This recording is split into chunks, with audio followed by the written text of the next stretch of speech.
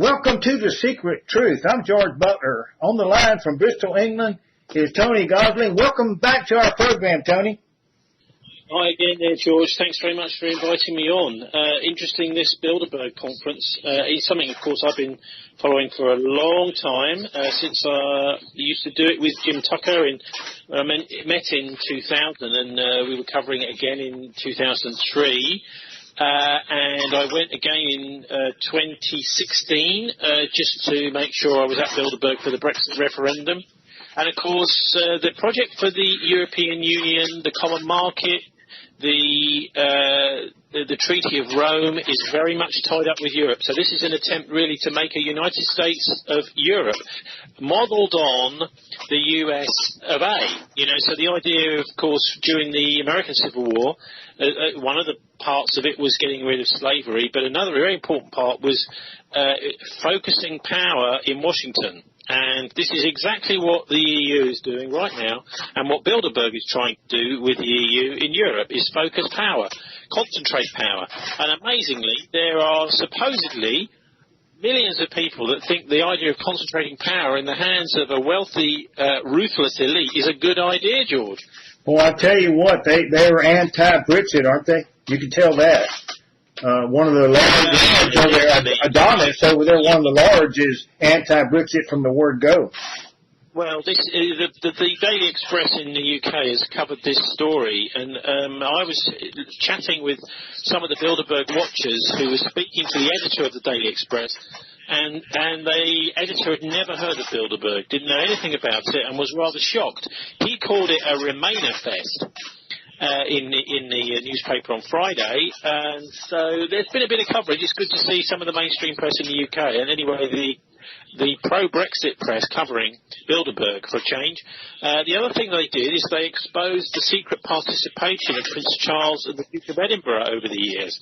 And this is one of the weird things, George, about the analysis of what is Bilderberg over the years. Is I think it was the early 1800s that the Holy Roman Empire was officially extinguished. Of course, we had the same sort of thing with the Jesuits in the 18th century, being extinguished by the Pope. Now, officially these things have gone, but actually, in reality, I think they carry on. And that's essentially why I'm talking about that. The Holy Roman Empire is something which was part of the Vatican, and it was basically an aristocracy that worked very closely together to rule Europe. And if it suited them to create a war between two countries in Europe, in other words, so they could consolidate power within their own country, that's exactly what they would do.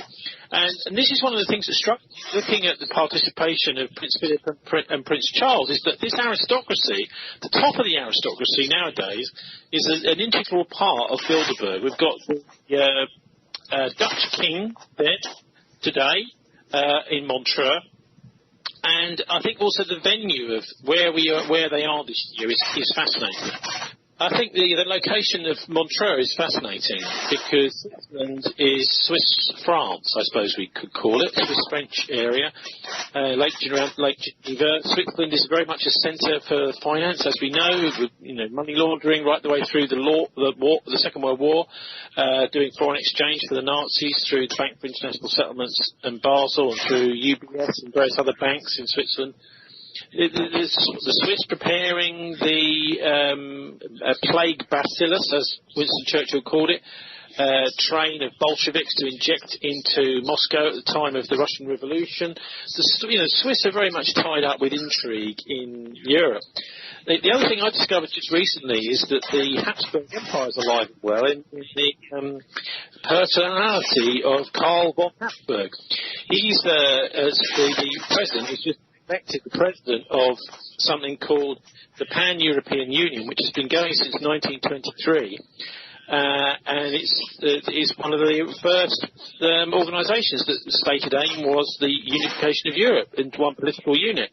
From 1923, it was founded in the same city as the Nazi Party was founded a few years afterwards in Munich. So this is all in the sort of similar area. Berchtesgaden, which is in the north of Switzerland, just over into the German border there. All the same area, which is where Hitler had his eagle's nest, where he spent much of his time looking out over the mountains and making big decisions like whether or not to invade Russia or the Soviet Union, as it was. And, so this is that part of the world where they are. And I think also the other thing you must mention about Switzerland is the Bank for International Settlements, just the other side of Lake Constance, or just up the road. Actually, no, it's Neuchâtel. And that is where all the central bankers of the world meet. That is to say, Federal Reserve, Bank of England, all from all over the world make decisions about where the money system is. So when you're looking at the occult government of the planet, this is based in that Bank for International Settlements. In fact, it's even classed as its own country. The Swiss police have no jurisdiction in the building and in the land surrounding the building. So it's a bit like having, say, Luxembourg or Liechtenstein, a completely different country where the bank is based. There's, I think, a very good reason for that, because the people inside it are criminals. The bankers are criminals. They have robbed about £1 trillion, whatever that is in dollars, from the public in Europe and the United States as part of the bailouts in 2008, the biggest heist in history. And the representatives of the people behind that criminal operation, it's very much like one kind of James Bond films, where you get all the criminals together doing a massive heist, getting all the gold out of Fort Knox, for example. But it's real, and it happened in 2008, and it's happening right now at Bilderberg in Montreux, because I certainly believe that they're looking now at potential for causing a financial crash as Brexit happens on Halloween. Their choice, Halloween, 1st of October, which, by the way, wasn't a big thing in the UK up until World War II. People really did not celebrate Halloween at all. It's something that's been imported from the United States into Britain.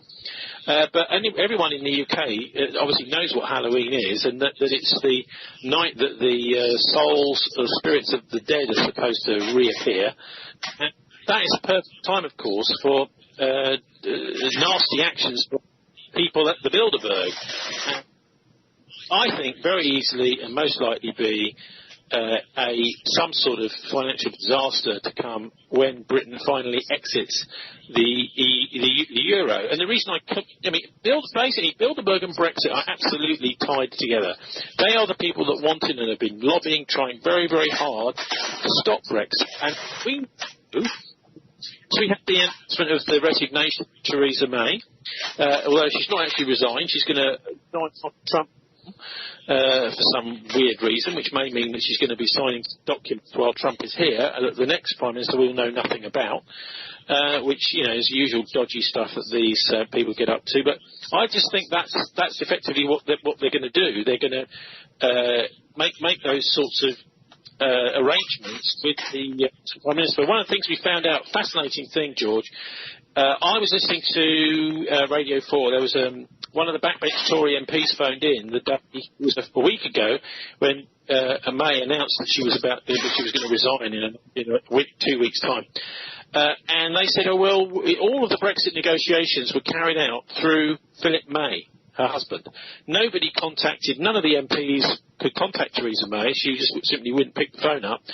The person who was conducting all those Brexit negotiations and keeping the MPs in touch with what was happening and taking their concerns to the civil service was Philip May. So he, of course, he's part of Capital Group, which is a big American investment company, who just so happens to own most shareholder in BAE Systems and a very big shareholder in Lockheed Martin. So we're looking at the military-industrial complex, the financial investments in it, the sort of Carlyle Group type people, who are represented by Philip May, the husband of the Prime Minister Theresa May. He's the guy that's making these decisions, I think, and Theresa May is doing what she's told. He's wearing her trousers, and thank God you could even say that she's now gone, and hopefully there will be no more holding up of Brexit, because she's been deliberately doing that. She put the Trojan horse of the backstop, the Northern Ireland backstop, in there, which no one was going to be able to accept, and she knew that the deal was never going to get through. The idea, of course, has been to just kick the can down the road as long as possible. They're trying to get a second referendum so that there'll be a whole other vote as long as possible down the line, so that many of the people that voted to leave the EU. The Brexiteers will be dead and won't be able to vote.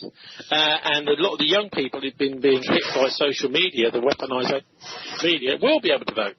So I think that's what's going to happen. There's also, of course, Mike Pompeo at Bilderberg this year. So we're looking at potential crash and Brexit on Halloween or soon after. And then, of course, we've got Mike Pompeo and his Iran war he's been trying to cook up. Jared Kushner's flying in direct from Tel Aviv, from seeing Netanyahu with, I would imagine, some very strong message for the people at the Bilderberg. I mean, they do have to meet face to face because there will be, I think, signing off and making agreements with the top people, the Kissinger, etc., and some of the social media types for potential war and crash later this year, George. So that's how serious it is. I think it's as serious, at least, as the 2002 meeting, I think it was in Chantilly, where Jim Tucker came back saying, well, hang on, we've got reports from bar staff that they're planning an invasion of Iraq. And everyone was very surprised, didn't believe it. But, of course, in 2003, that then happened. And I think now we should be we haven't had any specific leaks, as far as I know, but the fact that on his world tour, trying to get the world behind his attack on Iran, Mike Pompeo is now is the ultimate venue for this campaign to get a war going with Iran is in Montreux at Bilderberg. So I think it's quite clear what he's going to be calling for. He's made it very clear. He wants this war.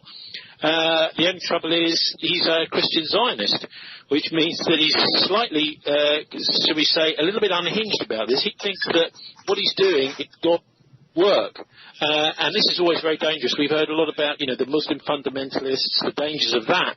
But actually it looks like Mike Pompeo is, a Christian Zionist fundamentalist, which is every bit as dangerous, possibly more dangerous than some of the people from ISIS. They believe that there's got to be this war and we're going to have this battle. There's no point in peace.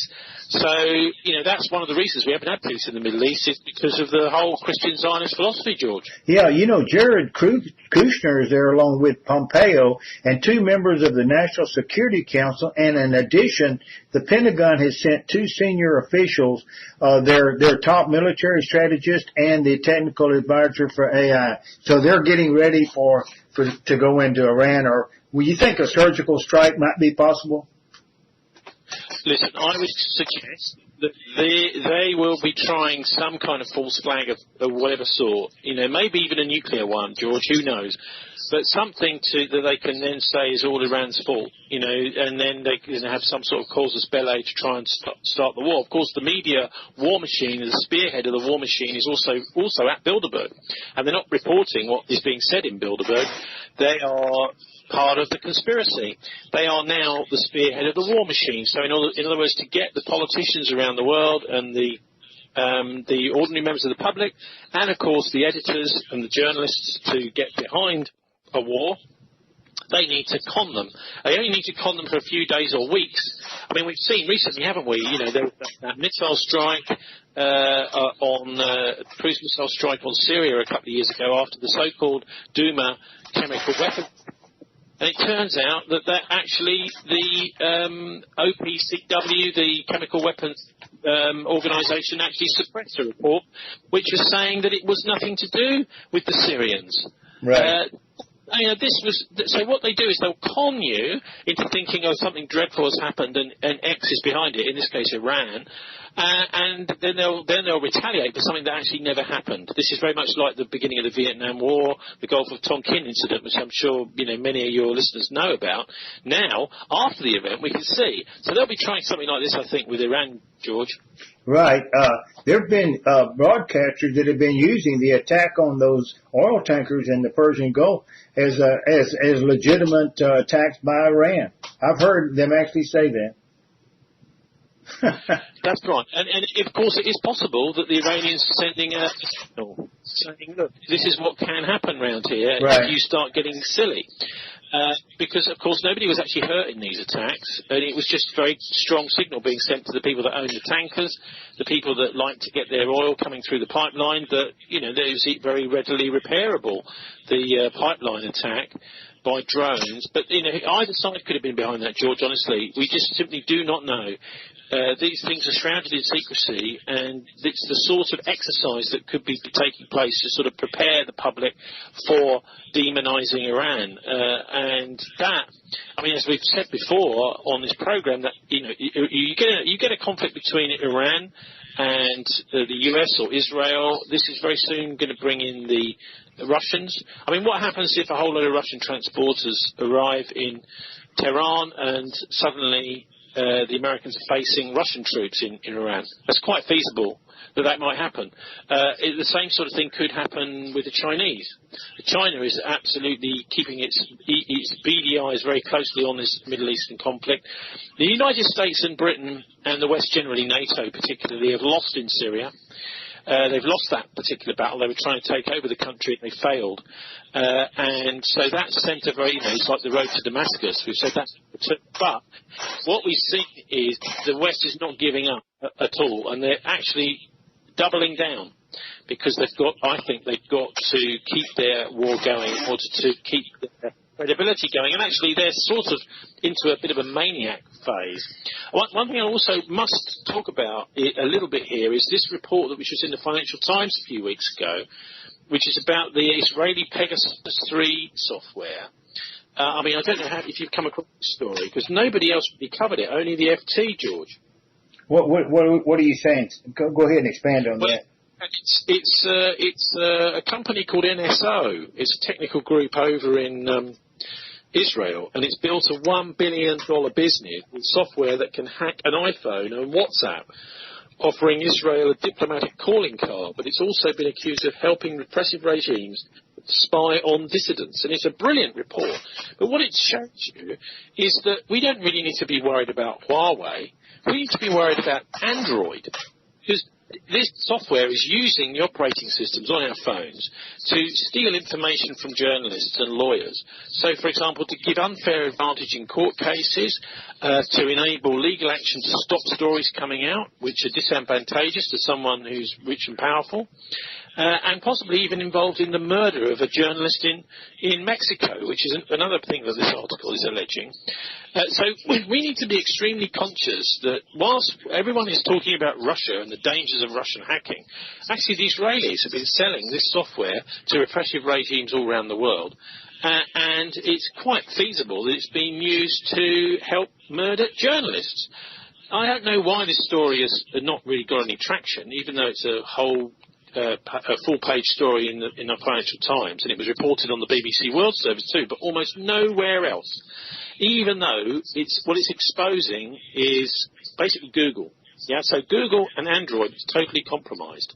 And in fact, WhatsApp have put out this is one of the things that was the main repercussion in some of the other mainstream press, is you must do a security update to WhatsApp. This was a story just a couple of weeks ago. But if you drill into why, this Pegasus 3 software and this company in Israel has been absolutely compromising every single person in the West who's got this kind of phone. And you know why they don't report it? Because it's embarrassing. It's embarrassing that they've been banging on about the Russians all this time, and actually it's their homegrown allies, the Israelis, and their homegrown software, which is Google Android, which is the problem, not Huawei at all. So it's what they call, what we at the BBC sometimes used to come up to me and quietly say, Tony, sorry, the wrong story. Yeah, there was a guy that did a study in Washington, D.C. on an iPhone, and they were picking up everything on his phone. They could pick up different mechanisms. Another story just I was reading today is to do with the data mining people taking everything from your phone at night time. So switching your connection on somehow remotely and switching your phone on or off, possibly, as well, and just taking data off your phone at night while you're asleep, So this is, it's interesting how the way they've... First of all, the person who's in the world who's been revealing most of this is, of course, Julian Assange. He's been blowing the whistle on criminals within our own system, within Microsoft, within Google, the people who create this Android software, all this other spyware, etc. He's been dishing the dirt on them, the CIA hacking cars in order to murder people, potentially hacking aircraft, trains, power stations, nuclear power stations even, in order to send them critical. All this stuff has been being leaked by Assange and WikiLeaks. And now what's happened to him? He's had to be transferred to hospital. The man should be made a national hero. He should be given a medal. He should be given a Nobel Peace Prize, because what he's done is he has exposed the criminals within our own NATO and Israeli side of this international conflict. The people who are actually making all the running in regime change around the world, war criminal activities. And there he is, unable to speak, and now transferred to a hospital attached to Belmarsh Prison in London. And he has committed no crime. No crime.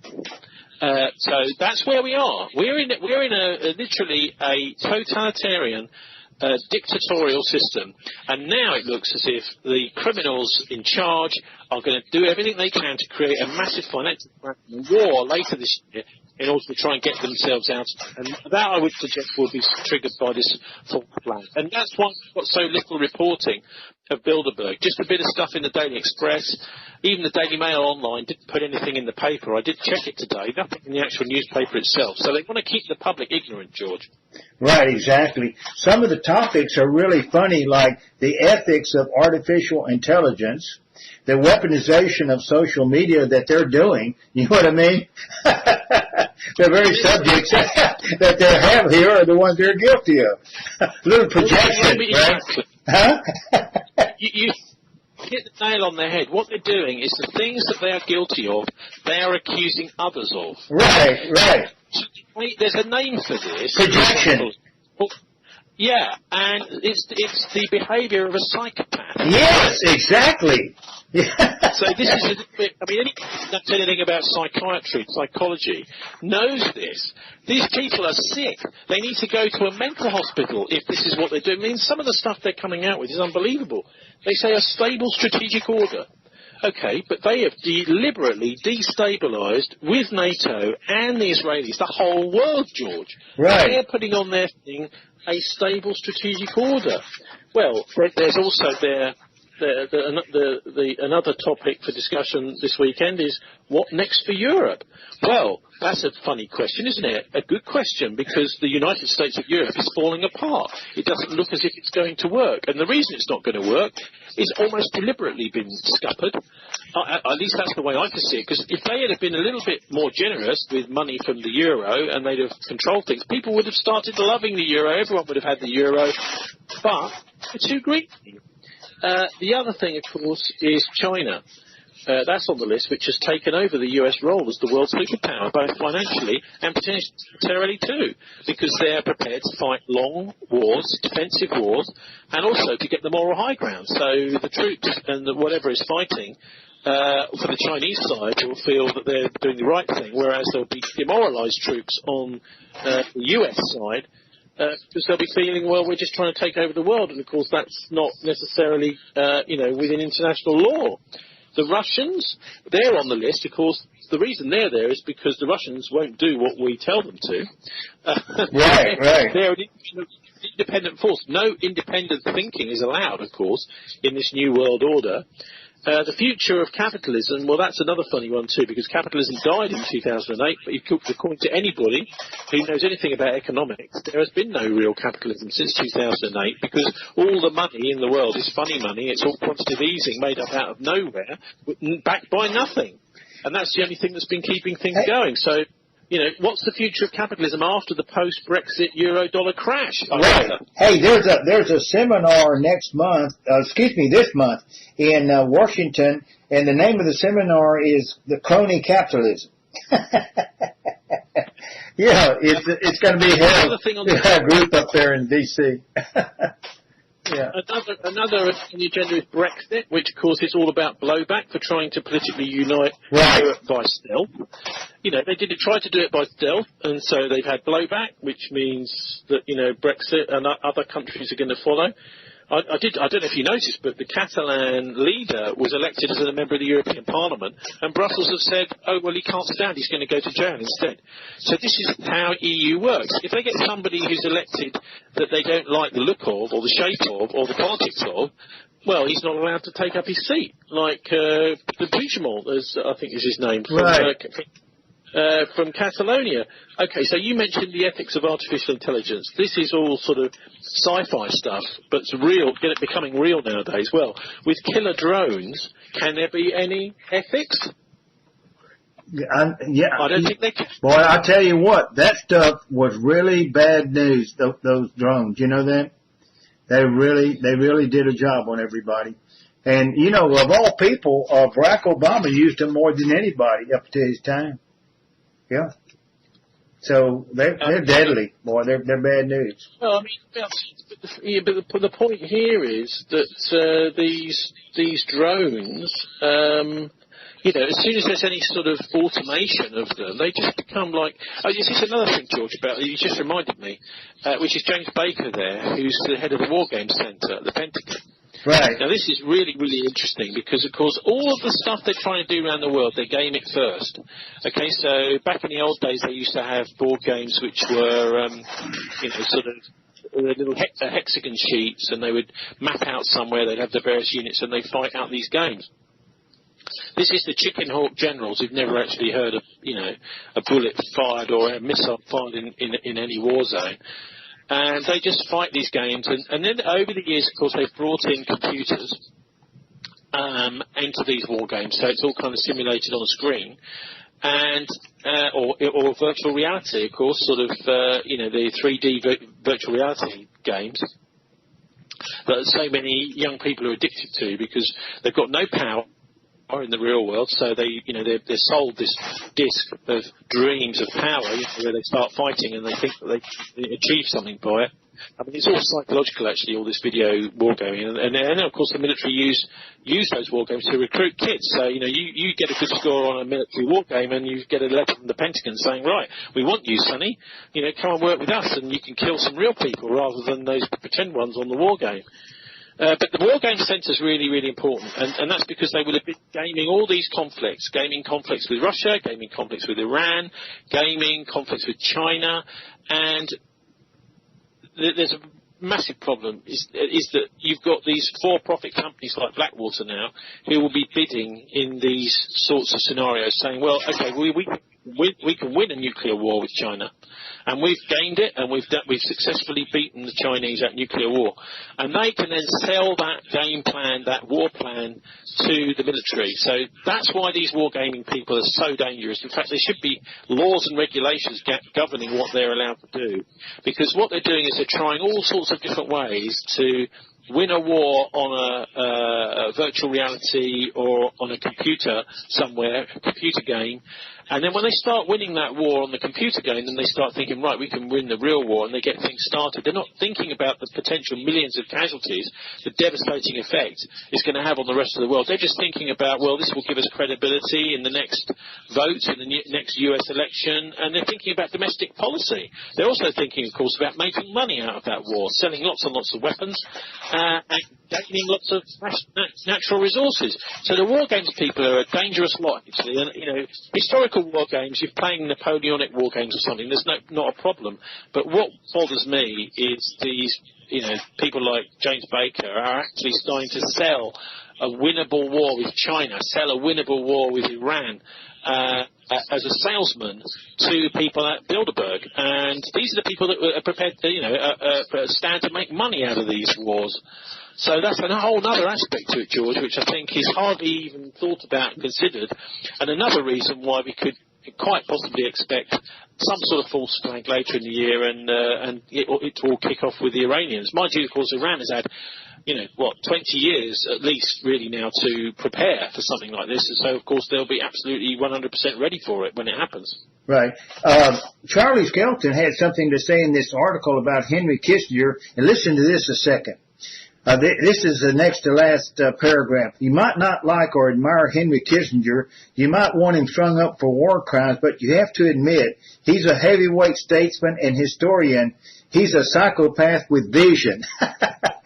Where did Bilderberg find the serious ideologues to lead them into the 2020s? So he's saying that with Rockefeller gone and Kissinger on his last legs, that the Bilderberg doesn't have anyone of the same stature, I guess. You know what I mean? It's a really good question, because when Rockefeller went, I think something went, actually. Yeah. Bilderberg was, he was a sort of moderating influence. It's difficult to, say, but obviously he would be someone who was, behind the Iraq invasion and all that sort of thing. He was, having met him, I just found him a sort of fairly cool customer and quite, a gentle guy. Whereas it seems to me that the people who have been taking over from him on the steering committee, like John Soros, the former head of MI6, these are a much harder crowd. People like Eric Schmidt from Google. We need to have a look at who it is that seems to have taken over the mantle of the Rockefellers obviously started with oil. Very quickly realising it was much easier to just press a button and make up a whole load of money rather than dig oil out of the ground. So they got into banking. And so his main role, really, Rockefeller, was as a banker. Now, with the modern version of him, I think, on the Bilderberg steering committee, and the main sort of steering. They seem to have a board now rather than an official steering committee, but certainly one of the senior people who comes back year after year is Peter Thiel. I think he's taken on that role that David Rockefeller used to have, which is as a big money finance guy. And of course, he's one of the people behind many of the enormous great internet tech giants now, like, PayPal, Facebook, etc., etc. So he's taken that role. But the question is, who is going to take Kissinger's role? This is another thing. Kissinger is getting towards the end of his life, and it seems to me that he's been plotting and planning all this stuff for years. He would like to see some war to show, that it's all been worth all this plotting and planning. And it may be that, he would like to see something happen before he dies. And in fact, he doesn't really seem to mind, certainly his track record, if millions of people die as a result of what he does. We're looking at the horrific coups in Chile, the invasion of Cyprus, the overthrow of democracy, and the implementation of the mafia state in Indonesia. Massive. And he's, all this stuff that Kissinger's been involved with over the years. And much stuff which we don't necessarily know about, which is still secret, which will come out, I'm sure, one day. This is the big one for him, is, getting this conflict going. And, of course, in the Middle East, it has this potential relationship back to the whole Albert Pike letter. Now, a lot of people say that never existed, but the fact of the matter is, it does seem as if what Albert Pike said has been or didn't say. Some people say he never even said it. But it seems to be the recipe for these various conflicts, the First World War, the Second World War, and this one that's been brewing up now between Israel, United States, the Christian Zionists, the Jewish Zionists, and the Islamic Republic of Iran. This is this is there in this Albert Pike letter from 1871. This is effectively what it is. And the Christian Zionists and they often call the Christian fundamentalists, George, don't they? They call them evangelicals and all this sort of thing. Actually, these are the wrong terms. The Zionists are a particular breed of Christian who have a very, very strange idea. I would actually say they're nihilists. They don't actually really believe in anything, but they're prepared to take on a mantle of Christianity to get what they want, which is war. So that's why they're nihilists.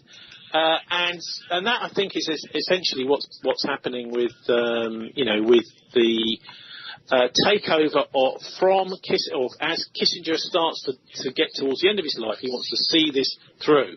He's been working for years and years to get these conflicts, brewed up, as it's called in the military, hardening the sides. The sides have been hardened. The Iranians have been militarily isolated. They've been financially isolated, although they've got allies, with the Russians and the Chinese. The sides have been hardened, and I think, Kissinger will probably want to see this war kicked off before he dies. But then the other thing is, who is going to take over from him? I would suggest you looking at Peter Thiel as a Rockefeller, and Eric Schmidt as the new Kissinger. So that's my take on some of the major figures. One thing that news just broke: Conrad Black received a pardon from Trump. Yeah, that's not news. That's about a week ago, isn't it? Yeah, but I mean, it relates to this because he used to be the chairman of the Bilderberg meeting for several years, Conrad Black. Well, I believe he was on the steering committee. That was when he was chairman, Tony, several years in a row. He was the owner of the Daily Telegraph. Well, Hollinger Corporation is what he had. See? One of the reasons they wanted him in, because they wanted the Telegraph behind Bilderberg. But then he was disgraced and sent to prison for, Well, the Hollinger Corporation is what he milked. He took $12 million illegally out of the Hollinger Corporation, which owned the Telegraph, the Chicago Sun-Times, and a bunch of newspapers all over the world. A lot of them in Canada and the United States. So they finally caught him in that, put him in jail. What I was saying about Thiel and Schmidt is that we moved into basically the digital media. You make a good point. I call him Thiel.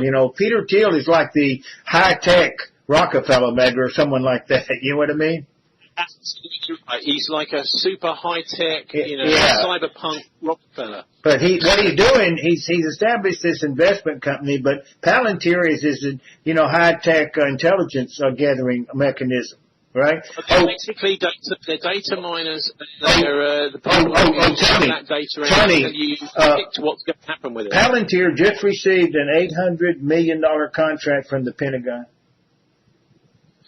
Yeah, so they're $800 million. The high technology behind these modern wars. Anyway, George, look, it's great to chat. Right. Just let you know that my interview live from Bilderberg with Charlie Skelton is up on thisweek.org.uk. Okay. And that's my radio show. And also afterwards I spoke to Manfred Petrich, who spent most of his working life in Switzerland as a banker working in the finance sector in Switzerland. So he knows the country very well, and I think it was fascinating to get his take on what Switzerland's role has been. Even though it's not officially in the European Union, it's very much involved in this whole attempt to unify unify Europe into one kind of country. And so his take on it also is, he makes it absolutely clear. Bilderberg's a fascist organisation, and he explains how and why, and how its roots were in the Nazi Party. So there were so many Nazis that went along to these original meetings that back in the 1950s, these people had been Nazis, but some of the politicians and the business people from the West that were meeting up with them at Bilderberg at the first meeting in the Oosterbeek Hotel near Arnhem back in 1954, and the subsequent few meetings, the people who were meeting with these Germans and Austrians had no idea they had been Nazis during the war. We only know now, through years of research and the internet and other things which have helped us discover a bit more about these people's past, that there were a whole bunch of Nazis sitting around at the table there with the Western business people. And this, to me, makes it absolutely clear what the EU and what Bill is really about, which is to actually implement the Nazis' financial plans for a European Union, for basically a cartel system of big business funding the entire continent. So all of the major activity, financial activity, would be controlled by a handful of people. And, this is not democracy, this is not free trade, not capitalism really, it's just tyranny. And that's what they represent. Corporate fascism, right? What it is. What it sounds like. Yeah, corporatism. Yeah. Which is what Mussolini classed it as. Yeah. So they're basically now in a position where they are in a great deal of power, but there is this movement against centralisation of power. And it may be that's why they want this war, George, because a war will maybe kick Brexit down the road. It will kick the various countries splitting off from the EU, which is Greece, Italy, France, even Germany, talking about, splitting away from the European Union. It will kick that can down the road if there's a war.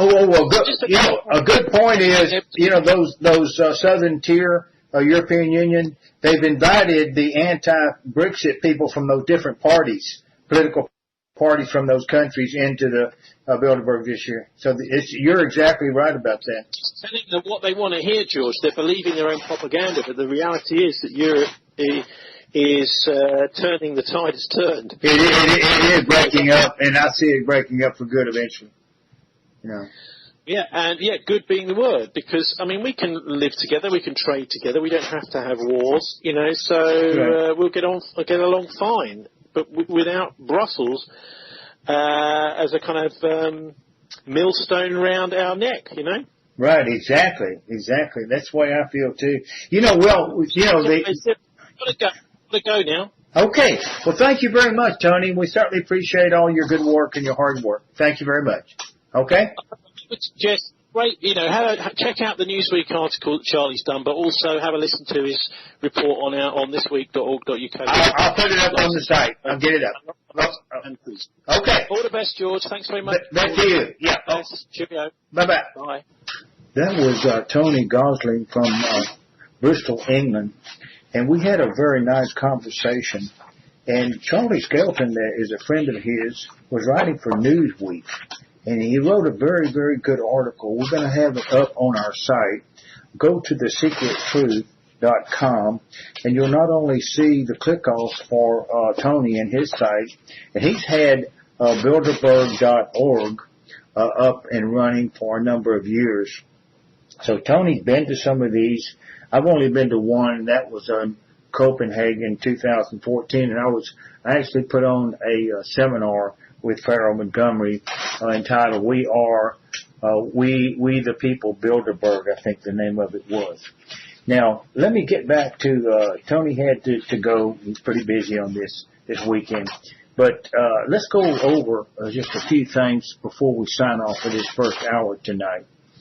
And the key topics that the Bilderberg Group is taking up over this weekend is, number one, a stable strategic order. Their order is being, you could say, jeopardized by some of what Trump's new agenda is. The new agenda of the Trump agenda is threatening their new world order. And so they're at odds with him. But it just so happens that not only Jared Kushner, but two members of the National Security Council are there, and also the Pentagon has two senior officials, their top military strategists and their technical director for AI. I did a real quick count. We have at least 33 people from the United States there. Britain has about 12 or 13, and then you have a sprinkling of a lot of other countries with lesser numbers. Number two is what's next for Europe. They are scared to death, the Bilderberg, of the Brexit.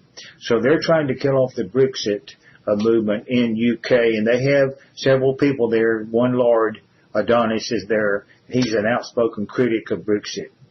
Number three, climate change and sustainability. This Paris conference did not go over big now that Trump is pulling out of all of this. So they've got a real problem with Trump, even though Trump's got quite a few people there. And Pompeo did a secret visit also yesterday to the Bilderberg Group. So we're not being told the whole story all the time. Number four, China. What's happening in China is that President Trump is trying to level the field a little bit and get a more comprehensive, fair trade agreement with China. It's been slanted in favor of China. But with that said and done, the world elites set up this thing, and they had Barack Obama in their pocket. So the tariffs that existed at the time, they didn't want changed. Along comes Trump, and he said, we need a level playing field for the United States. Well, the playing field that the world elites, the globalists, they set up favored their companies in their locations. So Trump has really disturbed their whole game, and they're not happy about it. Okay, let's get back to Russia. Russia is not as major a player as you might think, though they have the nuclear, and that does make them a major player in Eastern Europe. So they'll be talking about it. They have some consultants there from our Security Council. We have a few people from the National Security Council that will address this at the Bilderberg meeting of all kinds. The Future of Capitalism. They've had this inclusive capitalism coming out of the UK, but that was just a hustle by, the British elites and others. Okay. They've been practicing what we call crony capitalism, meaning that they've owned the central banks for decades, and they don't want to give up ownership of that. So they're just trying to soft pedal inclusive capitalism and make people think that they can be included in this capitalistic city, but at the system. But at the same time, they're behind the world communist movement, and they've been at it since the Fabian Society that was first founded in the 1880s in the UK. Okay, Brexit. Brexit, boy, they are adamantly against the breakup. They're for nurturing, you say, the European Union. They started out with it years ago in France. Jean Monnet was the founder of the European Union. And so their focus is to unify Europe into a United States of Europe. And they don't like this Brexit at all. Now, number 8, the ethics of artificial intelligence. They don't have any ethics at all. These people don't. So they're just pushing this this is just wallpaper, just to make things look nice, like they really care about, And also number 9, the weaponization of social media. They're the ones weaponizing these mechanisms. We really saw this weaponization of the intelligence operatives and groups, communities against Trump. And these people, along with the British and the Western European powers, they wanted to take Trump down or keep him out of office. They didn't do that. Then they tried to stab him the first 2 years by attacking and eavesdropping and intercepting his communications without him originally knowing, but he was informed later. The importance of space. We have several people over there from our State Department, actually from the Pentagon and so forth, that specialize in space. And I can give you those names in just 1 second. Let me see what they are. Okay, let me tick off some of the Americans here. Marie José Kravis, she's there. Stacey Abrams is there, that was unsuccessful in winning the governorship of Georgia. She's the founder of Fair Fight, so they're grooming her for the future. Roger C. Altman, he's a founder and senior chairman of Evercore. He's been there almost every year, last 10 years. James Baker, he's the Office of Net Assessment, Office of the Secretary of Defense. He's a big name. He's there. Jared Cohen, founder and CEO of Jigsaw, part of Alphabet or Google company. He's there. Matthew Daniels, New Space and Technology Projects, Office of the Secretary of Defense. He's there. James O. Ellis, Chairman of the Users Advisory Group, National Space Council. He's there. Niall Ferguson, Milbank Family Senior Fellow, Hoover Institute, Stanford University. He wrote the definitive book on Rothschild family. He's there. Adam M. Grant, he's the Wharton School of the University, Pennsylvania. He's there. Mary Kay Henry, International President, Service Employees, International Union. She's there. Melody Hobson, President of Ariel Investments. Reed Hoffman, partner of Greylock Partners. Vernon Jordan, he's a big name. Lazar Fryer, they're one of the owners of the Federal Reserve. He's there. Alex Karp, he's CEO of Palantir, which is an intelligence gathering operation first put together by Peter Thiel, years ago. With $12 million in CIA money, they just got a $800 million contract from the Pentagon. Kissinger is there, something else. Stephen Kotkin is there from Princeton University, International Affairs. Henry R. Kravis is married to the lady that's on the steering committee. He's Kohlberg, Kravis, Roberts and Company. Okay, Jared Kushner there. We know who he's the in-law, son-in-law of the president. Okay, Megan McArdle, Washington Post. She's a friend of the One World Government, the New World Order. Claire McCaskill, senior analyst, NBC News is there. Okay, we've got John Micklethwait, editor-in-chief of Blomberg. He's there. Okay, Satya Nadella, Chief Executive Officer of Microsoft, is there. David Petraeus, former CIA Director. He's a chairman of the KKR Global Institute. He's there. Matthew Pottinger, Director of the National Security Council, is there. Senior Director. Okay, so we've got, let me see what else we have going here. Robert Rubin is there. He's a long-term member of this club. David Sanger, National Security Correspondent, New York Times. Natalie Ascalo, fellow at the Houston Institute. Eric Schmidt, Google. Peter Warren Singer, strategist of the New America. Timothy Snyder, professor history, Yale.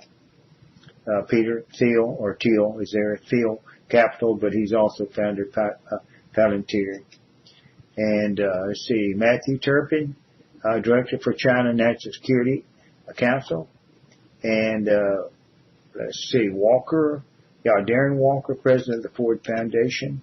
And that's about it for the Americans that are there at Bilderberg. So what we have is a very, very large contingency of Americans there discussing very, very serious, you could say, subjects. The Bilderberg meeting, the first meeting was 1954 at the Bilderberg Hotel in Uzbek, Netherlands. It was financed by the CIA, and Prince Bernhard of the Netherlands was the host of that year. And of course, later on, they go by Chatham House rules, which states that participants are free to use the information received, but neither the identity nor the affiliation of the speakers nor any other participant may be revealed. So they're there to go and receive information from other speakers, but they're not allowed to distribute that or tell about where they got the information. It was a surprise that was revealed about Pompeo. Pompeo is Christian on the Christian Zionist side, like Tony was saying earlier. And so he's in favor of the rebuilding of Israel and the Zionist movement to Israel and the rebirthing, you could say, of the state of Israel. So that's basically what Christian Zionism is about. So the focus, we know, is going to be against Iran. And in their focus against Iran, they're doing war planning, I would say initial war planning here, and to see how they can stymie somewhat the nuclear, you could say, development that everyone knows that Iran has underway, but has never stopped, that we don't believe. Iran is a large country with 80 million. It's got a Revolutionary Guard force that dominates the military, and it reports directly to the mullahs. The mullahs came in after the Shah was run out and defeated, you could say, and took over some of the foundations that the Shah had created, but created new ones. Now, today, in Iran, you have these large, you could say, foundations that are administered by the religious sector, the mullahs and their people. So the people working in these in this religious sector benefit greatly from insider information, non-taxation by the government, but contracts and so forth. So some in Iran are saying that there's a plundering that's been going on by the mullahs of the Iranian treasury. And the people out there are suffering in different areas. They can't get good potable water. Potable water is not available in parts of the country. The cost of food and eggs and the inflation rate is high, and they're disgruntled. It's a younger population, maybe half of the population, you could say under 40 years of age, and they do have access to the internet. So and they have to go with some of these new standards the Islam authorities have put out. But it's Western oriented. They are Persians. They're not Arabic. They're not Arabs in a sense. So they are a different type of people, see. And so they're just really different than you're going to find in the general area, and that's what makes them different. And it's just entirely a different breed of people. Now, Andrew Adonis, is a member of the House of Lords, and he's a anti-Brexit. He's there. And Mark Carney, governor of the Bank of England, is there. Jeremy Fleming, this is the director of the British Government Communications Headquarters, the equivalent of the NSA is there. That's big dogs. Timothy Ash Gordon is professor of European Studies, Oxford. Lunn is there. Chairman of Novo Nordisk is there. Zany Minton is there, editor-in-chief of The Economist, which is owned jointly by the Rothschilds and the education group over there. John Sawyer's MI6 is there. And it goes on and on. I mean, you've got some very important people there, and they're working, okay, on putting together the New World Order. And the New World Order has many facets now that it didn't have just 10, 15, 20 years ago. It's called the Internet. People are broadcasting, like myself and Charlotte Littlefield Brown, on the Internet. We started out with Genesis, and then we moved on back to much more of a Internet broadcast. But we're out here trying to bring a little bit of truth to the general audience, and it's not always that easy to do. So we want to thank each and every one of you out there and that listens to this, and just hang in there. Try to do the right thing, forgive yourself and others, and just hang in and try to help your neighbor. I mean, I go by the New Testament myself, and I don't know. Some of my listening audience, they're probably atheists or agnostics or whatever, and they might swear by the Old Testament. They may be into Judaism or whatever. I welcome each and every person out there. I welcome each and every heart that wants to do the right thing. And deep down in us, we do want to do the right thing. It's just that we begin to be mesmerized by an overwhelming system of rule and you could say propaganda and stories that we're lured and we're seduced into. We're actually seduced into a way of being that we little realize is really and much akin to a delusional state. And in that delusional state, it hides the fact that we are delusional. So it's hard for us to see and come out of that particular state of delusion. And this is it's ongoing. We haven't changed. We're human. We've got emotions, and to come out of it is not easy. But I say that forgiveness of yourself and others is the beginning of the way out. Again, I want to thank each and every one of you for listening, and tune us in next week, 7 to 9 every Saturday evening at thesecrettruth.com. Thesecrettruth.com. Good night.